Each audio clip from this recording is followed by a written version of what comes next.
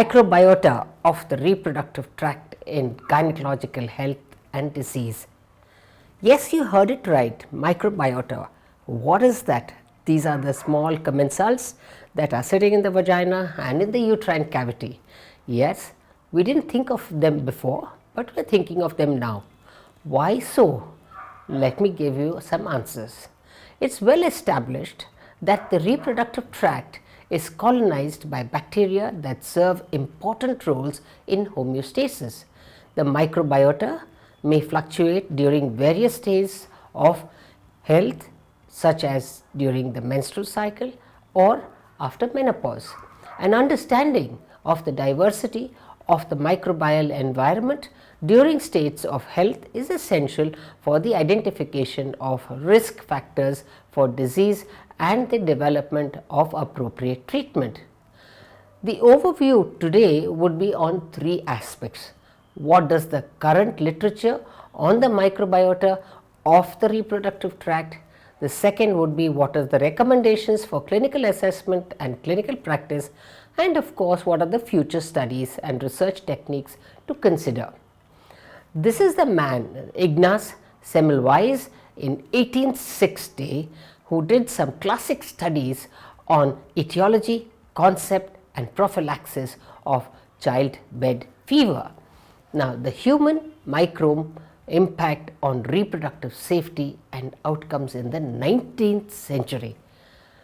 Look at the microbiota, literature on the microbiota of the reproductive tract, and we will have a look on how we are going to take this forward.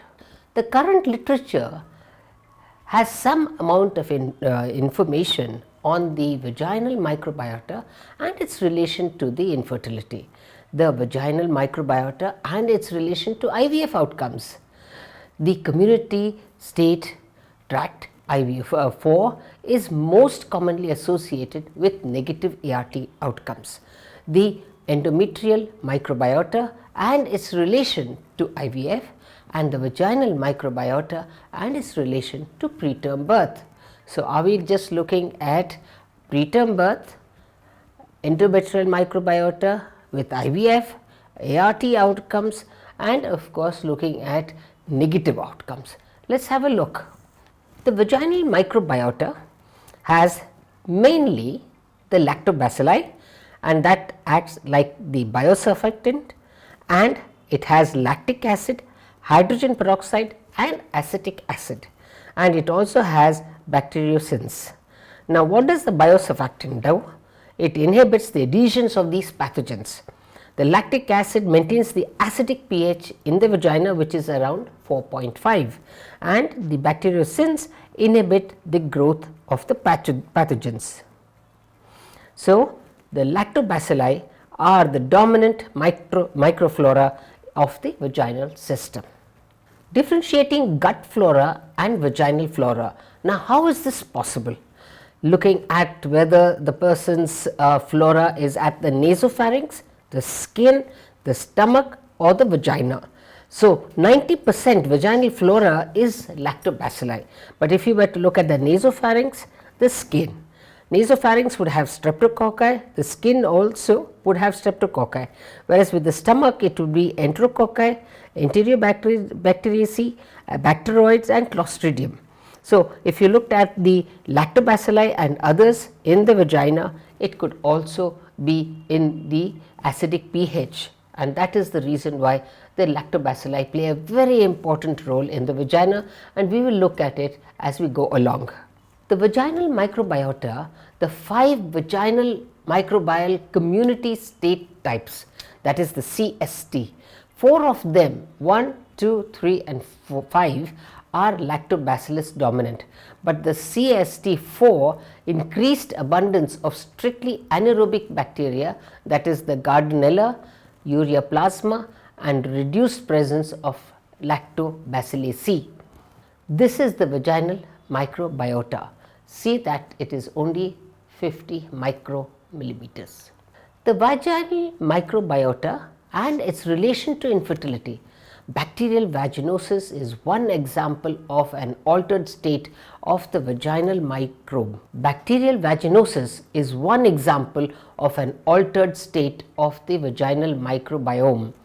Bacterial vaginosis 20 to 50% of reproductive age women, and it represents a risk factor for subfertility and infertility.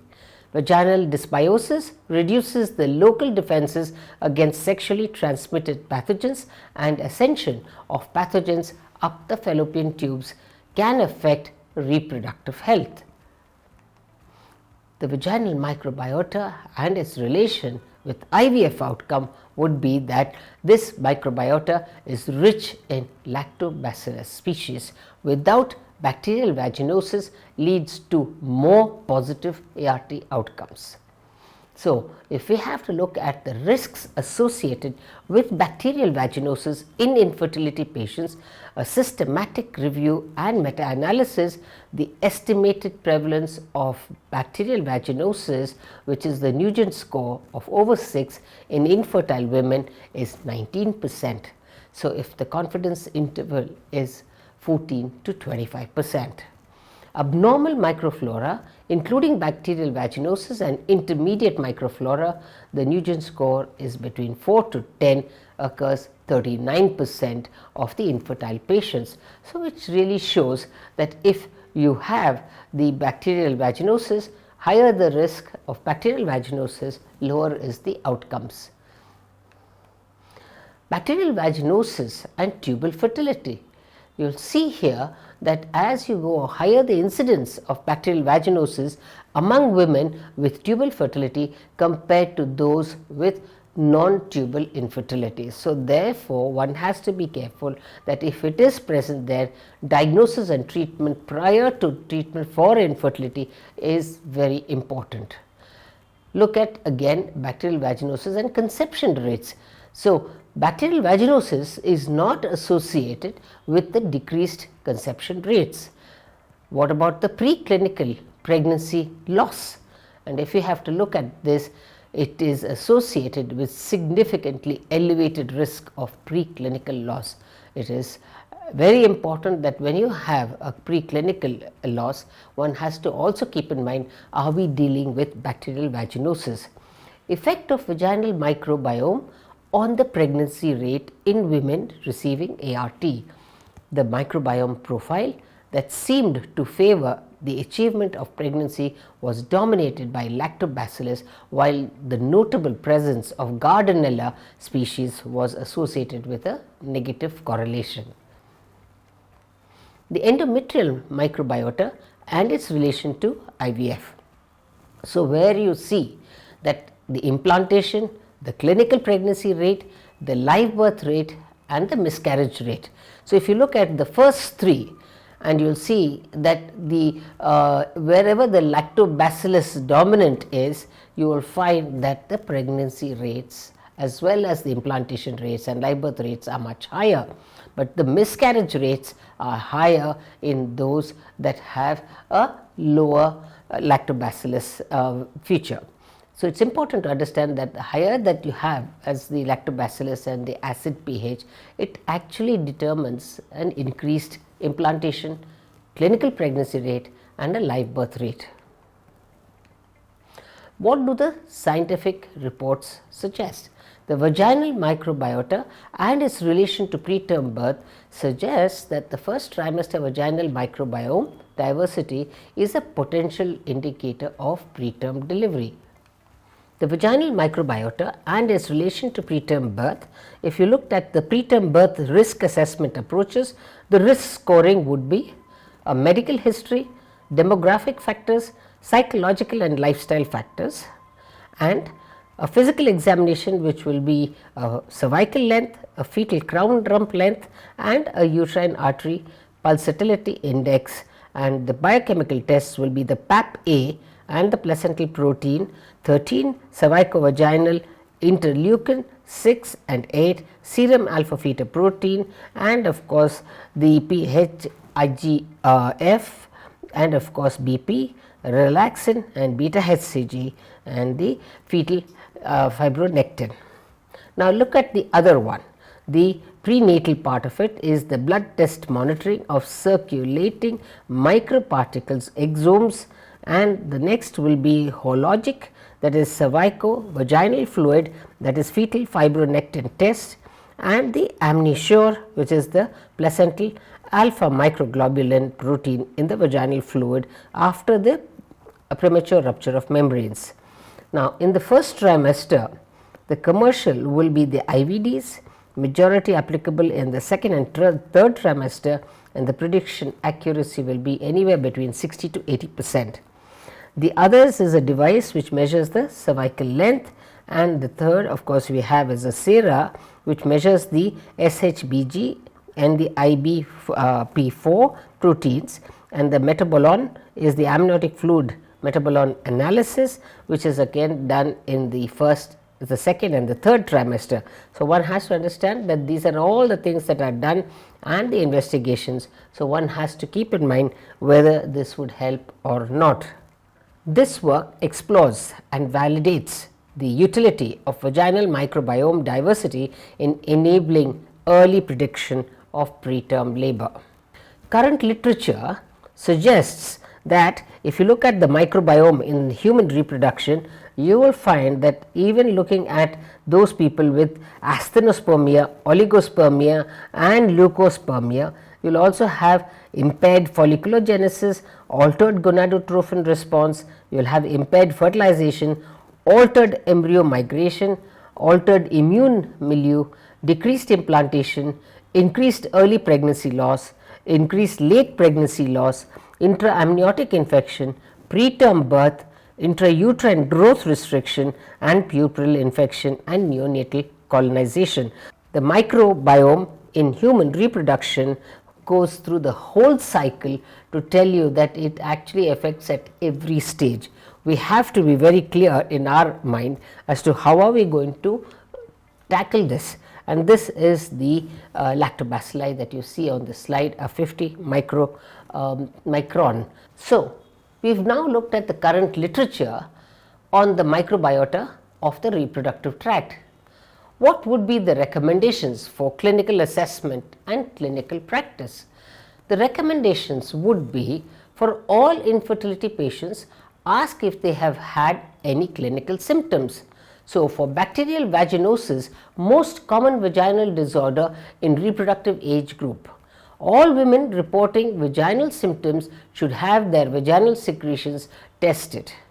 Urinary tract infection and yeast infections can be the cause of reproductive tract damage.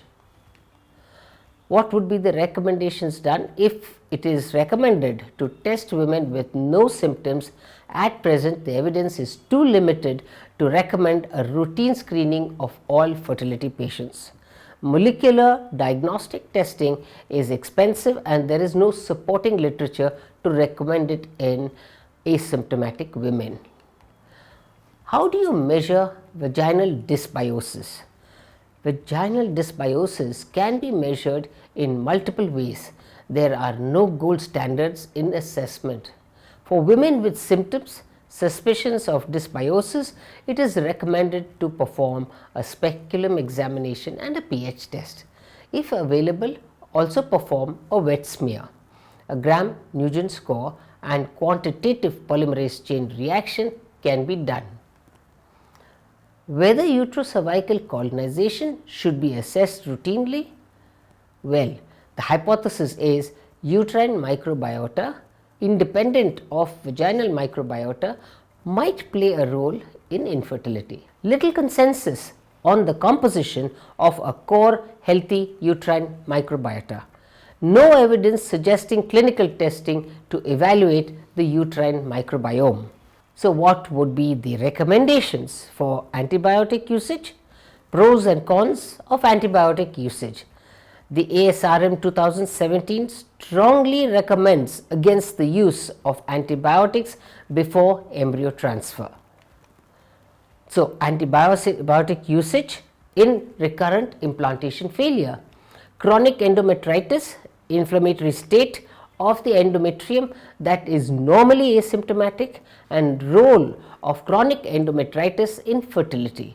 underestimated, and the efficacy of antibiotic therapy in treating women with certified endometritis and implantation failures have been established. So, preconception counseling is useful, and lifestyle habits can impact reproductive outcomes, possibly by modulation of the vaginal microbiota. Therefore, weight loss, physical activity and lifestyle changes should be discussed and encouraged in infertile patients. What would be the lifestyle changes? Especially those that affect nutrition, can lead to changes in the gastrointestinal microbiome and could have a positive impact in the infertile women. Now, looking at the overview, what could be the future studies and research techniques to consider? What could the future studies be? Tobacco, alcohol, cannabis, stress, physical activity, infections, lack of sleep, body mass index, antibiotic exposure, drug exposure, sexual activity, diabetes, metabolic disorders and hygiene habits might impact microbiome composition. Modification of these factors should be assessed in every study in order to assess their impact on the microbiota. Future studies: the use of probiotics to treat atypical vaginal microbiota. To date, available data on probiotics to support infertility treatments are insufficient but promising. Given that inflammation is a major cause of preterm birth, it is possible that reducing vaginal inflammation could have implications in preventing preterm birth. What about the microbiota profiling? To date, we have some important insights, but data are insufficient to definitely characterize healthy versus dysbiotic status.